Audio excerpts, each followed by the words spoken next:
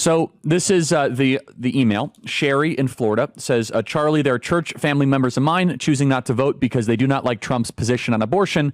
Please explain why this is wrong thinking. Okay.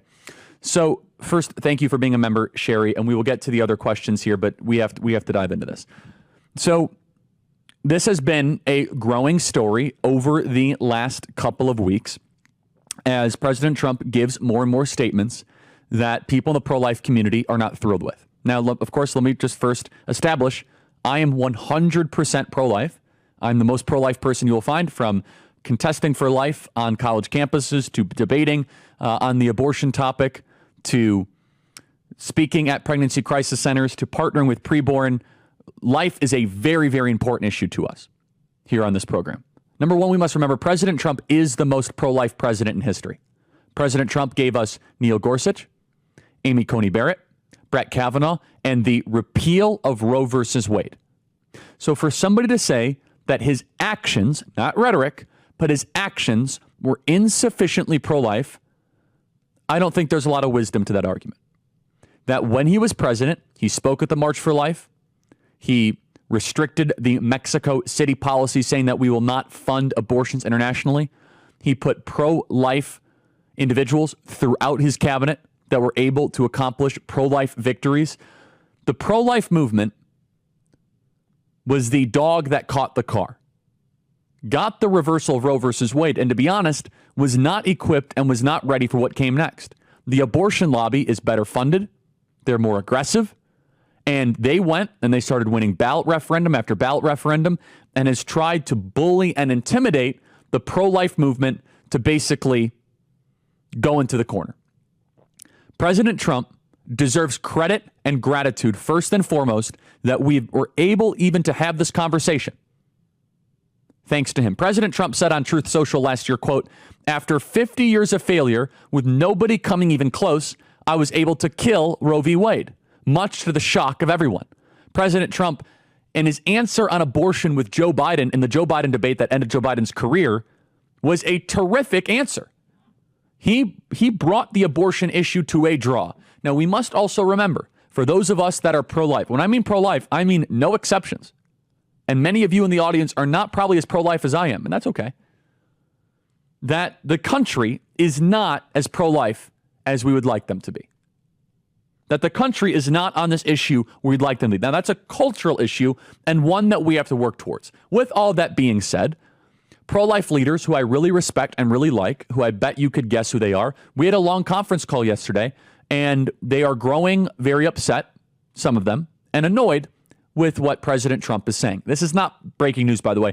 Just look on social media, look on the Politico story, so on and so forth.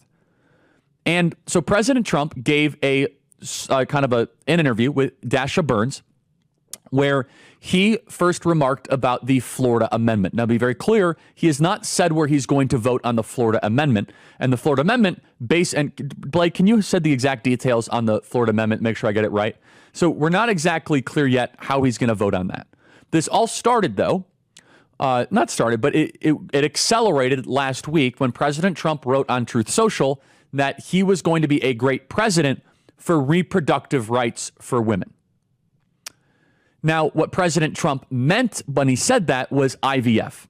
I know that because I talked to him about it backstage at our event. And I said, President Trump, what did you mean by this? He said, I meant IVF, without hesitation. I don't anticipate he'll ever use those phrase reproductive rights again, but that's what he meant by IVF. Now, reproductive rights largely has been a term that the left and the pro-aborts have been pushing for the last couple of decades. Okay, so Dasha Burns asked President Trump a couple questions about this. Now, the Amendment 4 has that essentially, if it passes, I think it's a positive amendment, no bans on abortion before viability. Quote, no law shall prohibit, penalize, delay, or restrict abortion before viability or when necessary to protect the patient's health as determined by the patient's healthcare provider. This amendment does not change the legislature's constitutional authority to require notification to a parent or guardian before a minor has an abortion. That's Amendment 4. So we do not yet know how President Trump is is going to vote on this. He did mention 6 weeks, so I think he's connecting two separate things together here with Ron DeSantis's law And then also Amendment 4, play cut 185. You overturn, everyone does. I think everyone Roe, does, yeah. And you want abortion to be a states' rights issue. In Florida, the state that you are a resident of, there's an abortion-related amendment on the ballot to overturn the 6-week ban in Florida. How are you going to vote on that? Well, I think the 6-week is too short. It has to be more time, and and I've told them that I want more weeks. So you'll vote in favor of the amendment? I am going to be voting that we need more than 6 weeks. Look, just so you understand, everybody wanted Roe v. Wade terminated for years, 52 years. I got it done. They wanted it to go back to the states. Exceptions are very important for me, for Ronald Reagan, for others.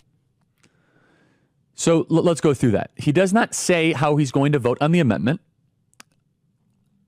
His answer is not as pro-life as I am. Okay.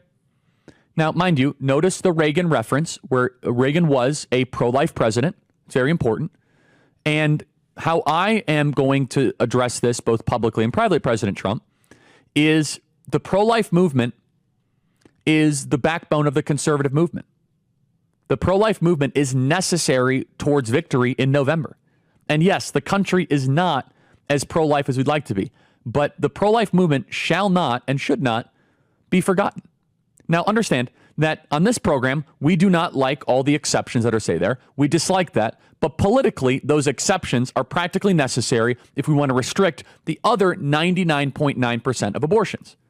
Now, President Trump is at his best on this issue when he talks and he plays offense on the issue of abortion, on late-term abortion. He has it in him. He can do this.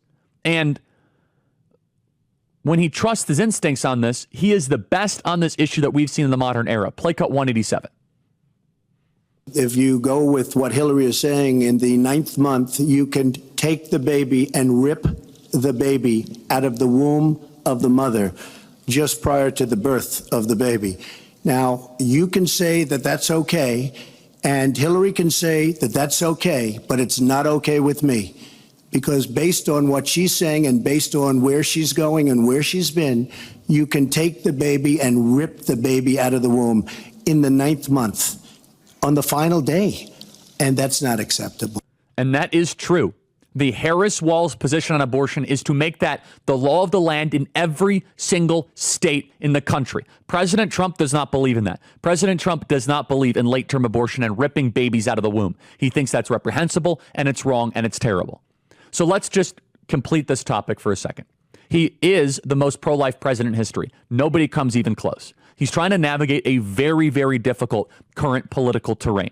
And for anyone out there that is saying, I will not vote for Trump because he's not as pro-life as I am, I think is short-sighted and foolish. You can be upset and have disagreements. Perfectly fine. I get it.